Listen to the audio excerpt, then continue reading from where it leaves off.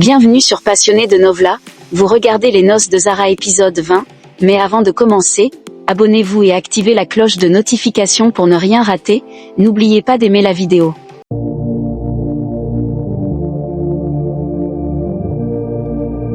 Zara, dans sa chambre, sort une boîte de thé cachemire qu'elle considère comme apaisant, surtout pour son mari Kabir et son invité. En cuisine, elle interroge la domestique sur la présence de fruits secs, et Rukhsar lui propose d'en ajouter directement dans le thé. Zara la reprend sèchement, expliquant que ces ingrédients ne s'utilisent que dans les thés glacés. Elle mentionne que Kabir lui a offert ce thé en cadeau de lune de miel, renforçant son attachement sentimental à cette boisson. Alors que Naz s'apprête à servir le thé, Rukhsar fait tomber le plateau et accuse Naz d'inattention. Zara, calme mais agacée, décide de prendre elle-même le service en main. Pendant ce temps, dans le salon, Kabir discute avec l'imam, qui exprime son soutien à son projet éducatif. Zara arrive avec le thé, mais l'imam refuse catégoriquement de l'accepter d'une femme non voilée. Kabir insiste et le lui tend, mais l'imam questionne la tenue de Zara, insistant sur le fait qu'une femme respectable ne doit pas apparaître dévoilée devant des hommes étrangers. Zara, piquée au vif, rétorque avec assurance que la religion demande aussi aux hommes de baisser leur regard, évitant ainsi aux femmes d'avoir à se cacher constamment. L'imam, outré par son audace, se lève et annonce qu'il ne peut plus soutenir un projet porté par une famille où une telle mentalité existe. Malgré les tentatives de Kabir pour rattraper la situation, l'imam reste inflexible et quitte la maison. Kabir, en colère et humilié, confronte Zara. Il lui reproche d'avoir ruiné une opportunité précieuse et l'accuse de chercher à l'humilier publiquement. Dans un accès de rage, il arrache son voile, la défiant sur son choix de se couvrir. Zara, blessée mais déterminée, lui répond qu'elle n'a rien fait de mal et qu'elle voulait seulement défendre une vision plus juste. Kabir, furieux, lui interdit désormais d'exprimer des opinions qui pourraient nuire à sa famille. Il la tient violemment, et Rukhsar intervient pour l'apaiser, lui rappelant que ses parents pourraient assister à la scène. Kabir lâche Zara et quitte la pièce, laissant Zara seule avec ses pensées avant qu'elle ne s'éclipse à son tour. Zinat félicite Rukhsar pour son travail et lui confie qu'elle a réussi à semer la discorde entre Kabir et Zara. Rukhsar, satisfaite, explique que l'ego d'un homme peut être plus fort que son amour et qu'il suffisait de toucher celui de Kabir pour provoquer cette distance. Zinat s'interroge sur la suite des événements, mais Rukhsar, confiante, affirme qu'elle n'a fait qu'attiser les flammes et qu'il ne reste plus qu'à profiter du spectacle. De son côté, Zara est bouleversée par les paroles dures de Kabir qui l'accuse de chercher à l'humilier et lui interdit de causer de la honte à sa famille. Troublée, elle entend des bruits sourds et découvre Kabir frappant un sac de boxe, rongé par la colère. Les paroles de l'imam résonnent dans son esprit. Avant de changer le monde, il faut d'abord changer sa propre famille. Kabir, toujours furieux, quitte la maison en laissant tomber un dossier. Zara le ramasse et se souvient du rêve de Kabir, créer une institution qui offrirait aux enfants issus d'écoles islamiques une éducation leur garantissant un avenir équitable. En réalisant l'importance de ce projet, elle décide de tout faire pour le mener à bien, malgré les tensions entre eux. Alors qu'elle sort de la maison, Zara croise Rukhsar, qui lui fait une remarque ironique sur ses fréquentes sorties. Zara lui répond avec assurance qu'il y a des parasites dans la maison, mais qu'elle prévoit un contrôle sanitaire pour bientôt, annonçant ainsi sa détermination à débarrasser son foyer des éléments nuisibles. Puis elle s'éloigne, résolue à agir. Zara se rend chez ses parents et est chaleureusement accueillie par sa mère, Salma, et son père, Irfan. Salma, intriguée par sa visite soudaine, lui demande si tout va bien. Zara rassure sa mère et explique qu'elle est simplement venue parce que ses parents lui manquaient. Irfan, heureux de la voir, l'interroge sur la véritable raison de sa visite. Zara lui fait alors une demande importante, elle souhaite convoquer une réunion urgente du conseil de la charia. Irfan lui rappelle qu'en tant que membre du conseil, elle en a parfaitement le droit et accepte de tenir cette réunion dès le lendemain, malgré le jour férié. Lorsqu'il lui demande l'ordre du jour, Zara préfère garder le silence pour le moment, précisant qu'elle veut aider Kabir sans qu'il le sache. Irfan approuve son initiative et l'encourage à profiter de son temps avec sa mère. Seule avec Salma, cette dernière sent que Zara lui cache quelque chose et tente d'en savoir plus. Zara, tout en esquivant les détails, lui affirme qu'elle doit désormais faire face à ses propres batailles. Salma, émue et fière de sa fille, lui souhaite de devenir une épouse dont Kabir sera fier.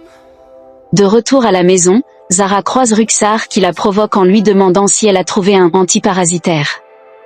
Zara, avec assurance, lui répond que se débarrasser des parasites demande parfois du temps et des efforts. Rukhsar tente alors de détourner la conversation en lui conseillant de se réconcilier avec Kabir avant toute chose. Zara lui rétorque que les disputes entre époux sont normales et qu'au final, ils finissent toujours par se retrouver, une réalité que Rukhsar ne peut comprendre. En la voyant partir, Zara comprend qu'elle doit s'occuper d'elle au plus vite. Plus tard, Zara se rend dans la chambre d'Ayesha, la mère de Kabir. Ayesha, ayant appris la dispute entre son fils et Zara par Zinat, lui conseille de ne pas y accorder trop d'importance. Zara lui assure qu'elle fera tout pour apaiser Kabir. Ayesha, satisfaite de sa réponse, lui rappelle l'importance de préserver un mariage des petites querelles qui peuvent devenir nuisibles. Zara confie alors son inquiétude principale, Rukhsar, qui cherche constamment à s'immiscer entre elle et Kabir. Zara demande alors à Ayesha d'intervenir auprès de la famille de Rukhsar pour accélérer son mariage. Ayesha accepte volontiers et lui conseille maintenant d'aller se réconcilier avec son mari, non sans lui proposer quelques astuces. Zara, amusée, la remercie et part avec détermination. Alors que Kabir travaille dans sa chambre, Zara entre avec un verre de lait et tente de capter son attention. Malgré son indifférence, elle insiste en lui rappelant que boire du lait aux amandes est bon pour la mémoire. Kabir continue de l'ignorer jusqu'à ce qu'elle provoque une réaction. Agacé, il lui demande ce qu'elle essaie de faire. Zara lui répond qu'elle tente d'apaiser son mari, qui se fâche contre elle-même lorsqu'il a tort. Kabir rétorque qu'elle pense toujours avoir raison et refuse d'admettre sa part de responsabilité.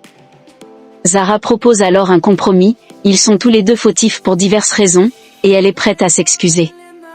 Elle lui demande de ne pas laisser une simple dispute les diviser. Mais Kabir est contrarié. Pour lui, ce différend n'est pas anodin, et il craint que leur divergence d'opinion ne fragilise leur mariage. Incapable d'accepter la situation, il quitte la chambre, laissant Zara seule avec ses pensées. Déterminée, elle refuse de laisser cette querelle nuire à leur relation. Elle sait que Kabir est en colère parce que l'investisseur s'est retiré à cause d'elle, mais elle est convaincue qu'une solution existe. Elle se promet de trouver une alternative dès le lendemain. Au matin, Kabir se réveille seul et se demande où Zara est partie si tôt.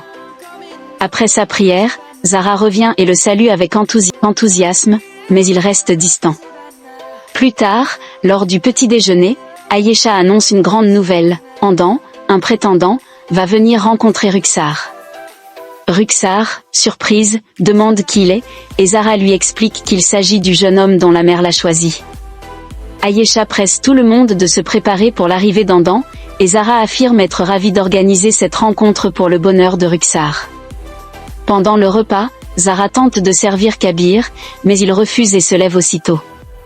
Il annonce qu'il doit se rendre à la réunion du conseil. Avant de partir, Zara lui demande de rentrer vite.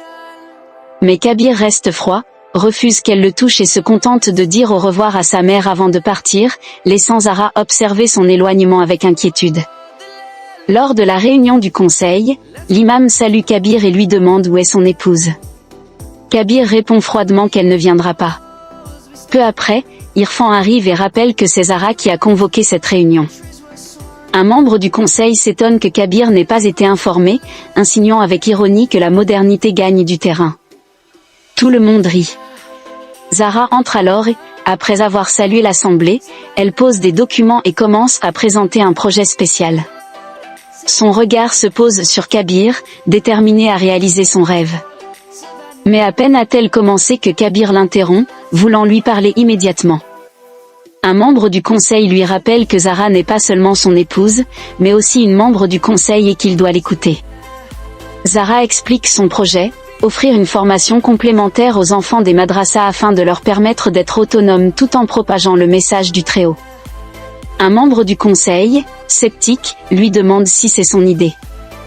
Zara répond que non, que c'est celle du vice-président, son mari, Kabir Ahmad. Aussitôt, les soupçons surgissent. Un homme l'accuse d'utiliser son père, le cadi, pour faire approuver le projet de son mari. Kabir se lève et, contre toute attente, présente des excuses au conseil pour le temps perdu. Il affirme qu'il ne voulait pas que ce projet leur soit présenté. Khalid, un autre membre, reproche à Zahra d'avoir agi sans concertation avec son mari, affirmant que les bons couples communiquent avant de prendre de telles décisions. Irfan intervient et exige plus de respect, mais Kabir, implacable, soutient Khalid. Il déclare que le Conseil islamique n'est pas un lieu pour les affaires familiales et demande à retirer le projet. Irfan met alors fin à la réunion. À la sortie, Zahra tente de parler à Kabir. Elle lui reproche de ne pas l'avoir défendue lorsqu'elle a été accusée de népotisme. Mais Kabir, glacial, répond qu'au sein du conseil, elle n'est pas son épouse, mais un membre comme les autres. Il exprime son mécontentement, il n'a jamais accepté qu'elle rejoigne le conseil et ne comprend pas pourquoi elle a présenté son projet sans son consentement. Zahra tente de justifier son geste, expliquant qu'elle voulait simplement l'aider. Mais Kabir explose. Il l'accuse d'avoir ignoré ses avertissements, d'avoir cru mieux connaître le conseil que lui. Il lui reproche de l'avoir humilié, ainsi que son propre père, devant toute l'assemblée. Il refuse catégoriquement qu'elle s'implique dans son projet à l'avenir. Déterminé, il lui arrache les documents des mains et quitte les lieux, la laissant seule. Zahra, en larmes, tente de le rattraper, criant son nom alors qu'il monte dans sa voiture et s'en va sans un regard. Désespérée, elle essuie ses larmes et elle un taxi avant de partir à son tour. C'est la fin de l'épisode. Merci d'avoir regardé, n'oubliez pas de vous abonner.